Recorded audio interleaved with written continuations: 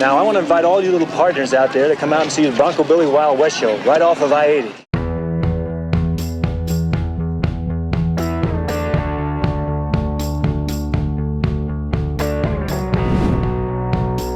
Clint Eastwood est un acteur et un cinéaste, un scénariste et un producteur, un compositeur et même un homme politique. On peut parler de lui pendant des heures, la longue vie de cette légende du cinéma est jalonnée d'événements divers. Voilà une petite vidéo pour le découvrir un peu plus.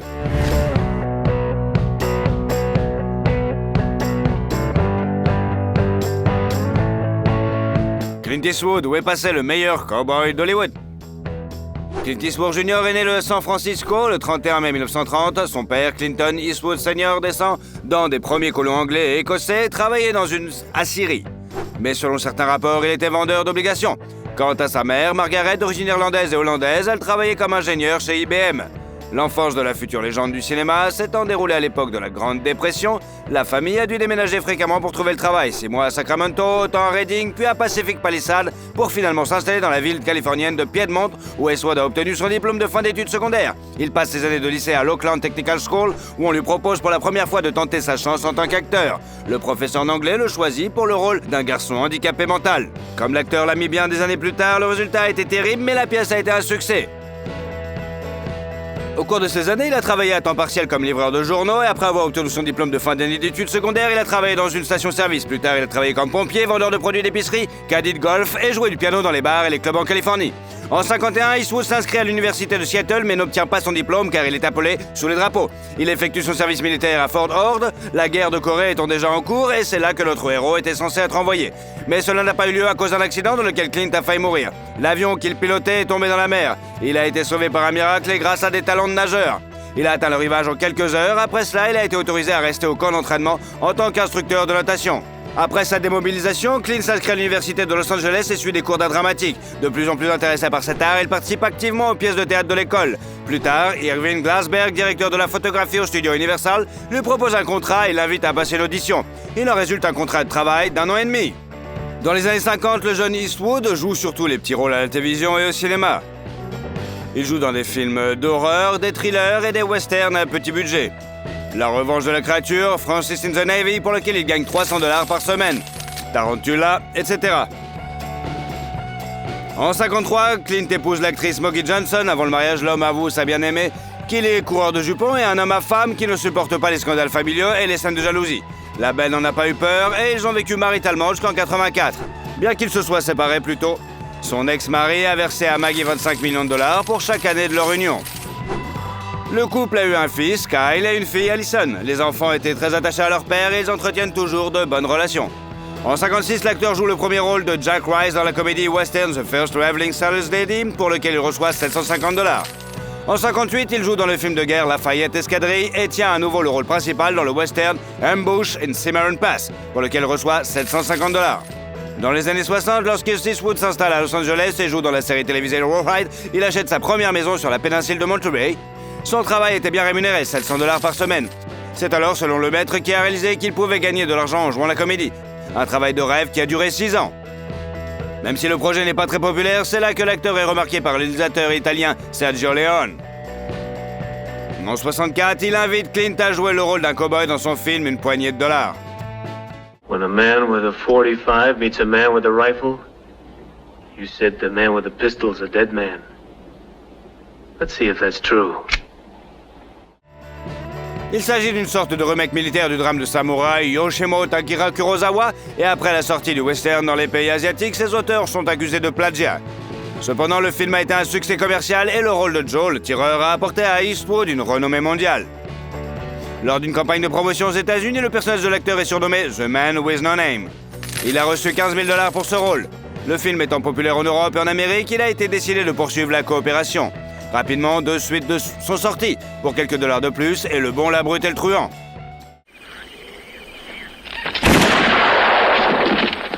If your friends stay out in the damp, they're liable to catch a cold, aren't they? Or a bullet. Eastwood a gagné $50 000 pour le premier et $250 000 pour le dernier. De nombreuses années après la sortie de ses westerns spaghetti qui constituent ce que l'on appelle la trilogie du dollar, Sergio Leone a noté qu'il n'avait approuvé Clint pour le rôle principal que parce qu'il avait 2 expressions faciales nécessaires, avec un chapeau et sans chapeau. Sur ses films, Eastwood portait le même poncho et interdisait de le laver pendant le tournage. Il a suggéré que The Man with No Name fume des cigares que l'acteur a coupés en 3 morceaux. La vie personnelle de l'homme n'était pas en reste. Malgré son statut de père de famille, il a eu une brève relation avec la danseuse Roxanne Tunis qui a donné naissance à sa fille Kimberly Eastwood. Clint aime la musique, en particulier le jazz. Il compose des airs dont certains sont utilisés comme bande originale de ses films. Au début des années 60, l'artiste a sorti son propre album de reprises de jazz. Pour son rôle dans le film The Witches, l'acteur reçoit $20 000 et une nouvelle Ferrari. Viennent ensuite des films tels que Hang 'Em High, Coogan's Bluff, Where Eagles Dare, Paint Your Wagon, Two Mules for Sister Sarah, Kelly's Heroes and The Big Isle. Pour chacun de ces films, il a reçu entre 400 000 et $1 million. En 71, Eastwood fait ses débuts de réalisateur avec Play Misty for Me, dans lequel il tient également l'un des rôles principaux. Depuis, il a joué dans des films réalisés par sa propre société, Malpaso Production Company. Les années 70 l'ont rendu célèbre en incarnant le policier brutal Harry Callahan dans le film Dirty Harry de Sanjay Girl, pour lequel il a continué à jouer activement par la suite. How deeply moved I am. How do you like that? I pass along a compliment? You could at least be a little bit polite. It might not even kill you to say thanks. I'd much rather say thanks to a raise. Hey, Harry. Ce thriller policier brutal est devenu l'un des films les plus influents du genre et Callahan, cynique et inattentif, est devenu une figure culte. Le talentueux américain a ensuite joué le rôle principal dans le western Joe Kidd. Laura, I got a dollar says I can break your neck before you get that rig moved a half inch. En 73, Eastwood apparaît dans le 2e volet des aventures de Dirty Harry, intitulé Magnum Force, et dans le western High Plains Drifter, il réalise également ce dernier.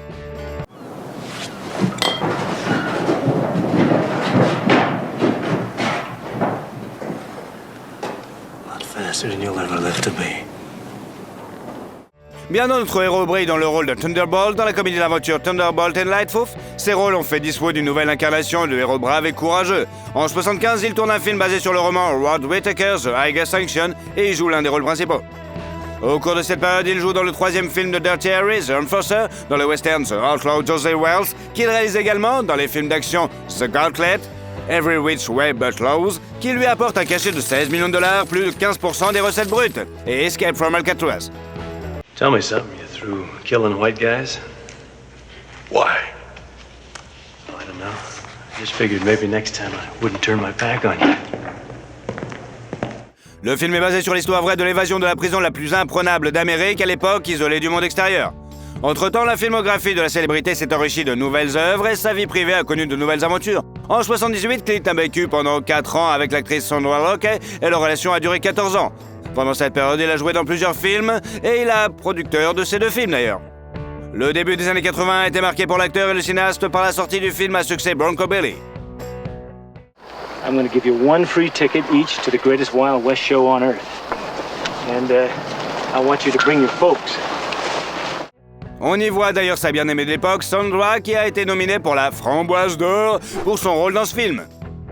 À la même époque, Clint joue dans la comédie d'action Any Which Way You Can. Il s'agit de la suite du film de 78 Every Which Way But Loose. En 82, Eastwood réalise 2 films dans lesquels il joue également Honky Tonk Man, dans lequel il joue également le fils de la star, Kill, ainsi que le chanteur Marty Robbins, décédé la veille de la première, et Firefox, pour lequel Clint a reçu $3 millions. Bientôt notre film sur le détective Dirty Harry, Sunday Impact, sort sur les écrans. Every day for the last 10 years, Loretta there has been giving me a large black coffee. Today she gives me a large black coffee, only it's got sugar. A lot of sugar. I just came back to complain. La phrase « Go ahead, make my day », prononcée par le personnage principal, devient une expression populaire et Eastwood s'enrichit de $30 millions. En 84 sort le thriller érotique Tightrope, qu'Eastwood retourne avec Richard Struggle, tout en étant producteur et acteur principal. Sa partenaire sur le tournage est sa petite amie Locke. La même année, il incarne un chef de police dans la comédie d'action City 8. Pour ces 2 films, Clint a gagné $5 millions. Puis il a de nouveau réalisé, produit et joué dans le film Pearl Rider. Ce film a également ajouté $6 millions à son compte. Cependant, selon Eastwood, c'est le personnage qu'il s'est blessé le plus gravement dans sa carrière. Son cheval est tombé sur une fine couche de glace et l'acteur s'est déboîté l'épaule. En 85, il a rencontré l'hôtesse de l'air Jacqueline Louise, avec lequel il a vécu avec famille pendant environ 3 ans. Ils ont un fils Scott et une fille Catherine. Après la rupture, Reeves a qualifié d'Eastwood d'homme méchant et cruel. L'année suivante est marquée par la sortie du drame de guerre Hillsborough Ridge, le film consacré à l'invasion américaine de la Grenade. En 83, rapporte à son créateur et à son acteur principal $10 millions. Et à cette époque, Eastwood s'engage déjà activement dans la politique. Au printemps 86, il remporte l'élection du maire non partisan de Carmel by the Sea en Californie et occupe ce poste pendant 2 ans.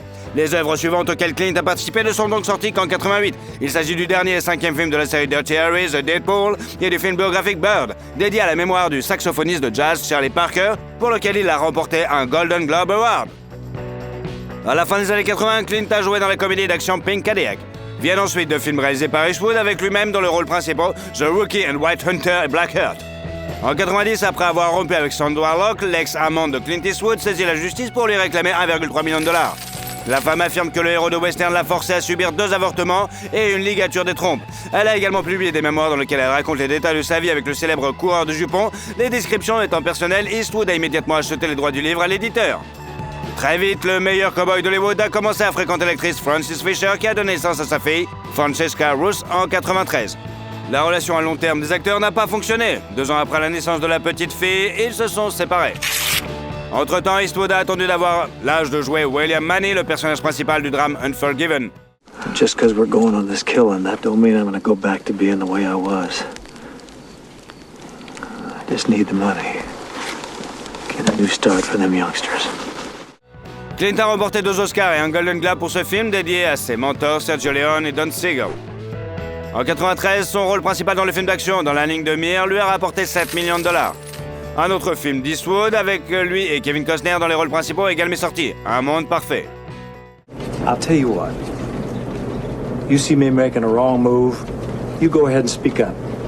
I might not agree with you, but I'll listen. À la même époque, son ex-petite amie Sandra Locke était refait surface. Cette fois, elle poursuit le Warner Bros.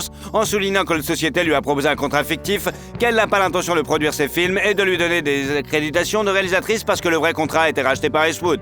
Ce n'est qu'à la fin des années 90 que le litige s'est terminé par un règlement des relations. L'œuvre atypique d'Eastwood, The Bridge of Madison County, mérite également d'être mentionnée. Il y a joué aux côtés de Meryl Streep. En 96, Eastwood se remarie. Cette fois, sa fiancée est une belle représentatrice de télévision, Dina, qui a 35 ans de moins que lui. Ils eurent bientôt une fille, Morgan. Clint et Dina ont vécu ensemble pendant 7 ans. La femme a demandé le divorce, alléguant des différences insurmontables dans la relation avec son mari. Avant même le divorce, Eastwood, alors âgé de 83 ans, a une liaison avec Erika Fisher, 42 ans. Pouvoir absolu et Minuit dans le jardin du bien et du mal sont les titres des prochaines œuvres du créateur amoureux. Dans le premier film, les filles du réalisateur, Kimber Allison, apparaissent dans les rôles secondaires. En 99, Eastwood réalise le drame True Crime et dans les années 2000 sont marqués par la sortie du film de science-fiction Space Cowboys. En 2002, les spectateurs ont pu voir un nouveau film d'Eastwood, Blood War, dans lequel il tenait l'un des rôles principaux. Le film n'a pas été un succès au box-office et a rapporté à peu près de $30 millions au box-office mondial pour un budget de $50 millions. Un an plus tard sort un film policier assez sombre, Mystic River. L'œuvre d'Eastwood a été nominée par un certain nombre de prix prestigieux et a remporté plusieurs. Son créateur a notamment reçu le prix honorifique de Mentor d'Or à Cannes. En 2004, le cinéaste a offert au monde un drame très réussi, $1 Million Baby. Okay. If I'm going to take you on, You won't never regret it.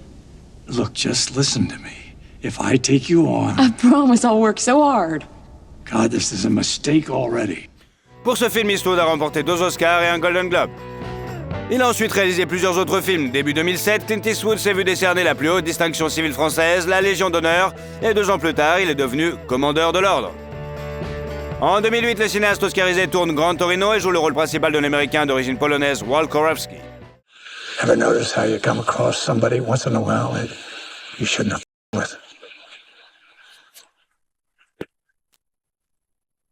That's me. Un autre film d'Eastwood sort bientôt, Changeling. Le rôle principal de ce thriller est tenu par Angelina Jolie. Eastwood réalise ensuite le drame biographique Invictus pour lequel il reçoit $6 millions. Le film est basé sur un épisode de la vie de Nelson Mandela interprété par Morgan Freeman. Après avoir terminé le thriller mystérieux Hereafter en 2010, l'infatigable Eastwood s'est attelé à la création d'un film sur la vie du footballeur de FBI Edgar Hoover, interprété par Leonardo DiCaprio. En 2012 est sorti le drame sportif Trouble with the Curve de Robert Lawrence, dans lequel Eastwood incarne un recruteur de baseball vieillissant.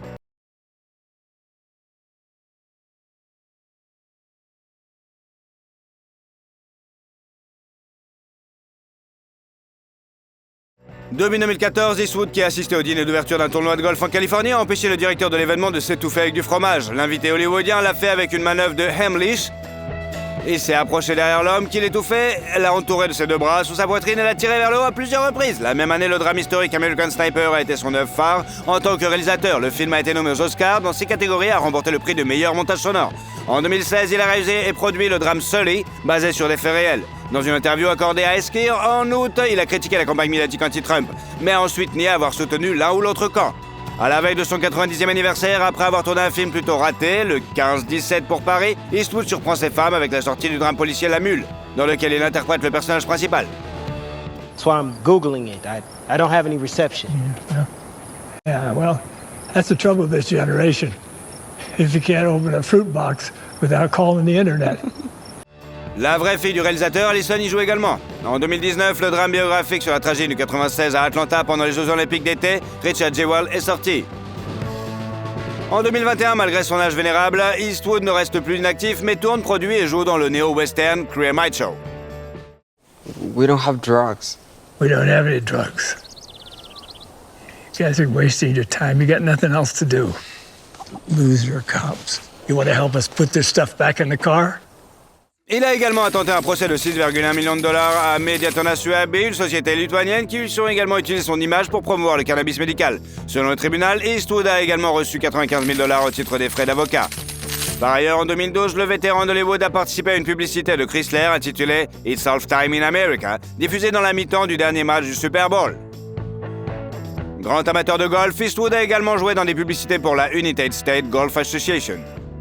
Le légendaire cinéaste ne se refuse à rien puisque sa fortune s'élève à 375 millions de dollars. Il n'est pas surprenant qu'Eastwood possède un impressionnant portefeuille immobilier qui comprend une vaste propriété de 15 069 pieds carrés à Carnell by the Sea. En 2010, il a été rapporté qu'il a dépensé environ 20 millions de dollars pour construire un complexe d'appartements. La région abrite l'un des lieux les plus agréables de Californie, l'historique Mission Ranch qui possède un restaurant, un hôtel et un club de golf. Tout cela appartient à notre célébrité. À la fin des années 90, il a investi avec succès 20 millions de dollars dans le Pebble Beach Link St. John Golf Club, situé dans la zone de villégiature protégée de la péninsule de Monterey. En 2017, les médias ont appris que Clint Eastwood vendait son manoir de style colonial espagnol à Pebble Beach pour 9 750 000 dollars. La maison de 7000 pieds carrés compte 6 chambres et le même nombre de salles de bain et une grande salle à manger avec vue sur l'océan. Elle a souvent accueilli des stars d'Hollywood et des invités étrangers. L'intérieur utilise des carreaux de terre cuite, du fer forgé et des bois rares. Le plafond du salon est décoré de grandes poutres en bois. Eastwood possède également 2 grandes maisons près du Bel Air Country Club à Los Angeles et un autre à Sun Valley dans l'Idaho. Il possède également un terrain d'1,5 hectare au bord de la mer à Maui. Pilote certifié, Eastwood se rend souvent sur les plateaux de tournage à bord de son propre hélicoptère qu'il a acheté au salon de l'aéronautique de Paris. Il n'aime pas rester dans les embouteillages, il intéresse donc des voitures. Mais il a quand même une Cadillac, un SUV GMC Typhoon rapide pour moins de 30 000 dollars. Pourtant, à une époque, il était automobiliste et un motard invétéré. Son garage comprenait des voitures de sport italiennes et britanniques de luxe ainsi que des motos britanniques emblématiques Triumph et Norton. Depuis plusieurs décennies, la célébrité pratique la méditation, surveille attentivement sa santé, ne fume pas et se maintient en bonne forme physique. Sur chaque plateau de tournage, il installe une petite salle de sport et bien que de nombreuses personnes associent Eastwood à l'écran du gars cool, dans la vraie vie, il a peur des insectes. Ses enfants ont choisi des carrières créatives, sa fille Kimber est devenue actrice, son fils aîné Kyle est musicien de jazz et sa sœur Allison est connue comme l'actrice et productrice. Son fils cadet Scott est mannequin et acteur. Sa sœur Catherine est également actrice. Francesca Eastwood est devenue la star de l'émission de télé-réalité Mr. Eastwood & Company. La plupart des médias rapportent que l'acteur est père de 7 enfants. Sa fille aînée Laurie, née au mariage, est élevée en famille d'accueil à plus de 70 ans. Comme l'a déclaré Eastwood lors d'un événement, il ne connaissait pas l'existence de sa fille et il a une relation causale avec sa mère alors qu'ils étaient déjà fiancés à l'actrice Mary Johnson. Il est triste et honteux que son enfant ait dû rechercher ses parents biologiques, mais aujourd'hui, laissez-le passer plus de temps avec Laurie et ses enfants, qui adorent le célèbre grand-père. Quel est votre film préféré de Clint Eastwood? Et surtout, si vous aimez la vidéo, mettez un like. Et comme ça, vous suivrez toutes nos autres vidéos. Allez, à bientôt!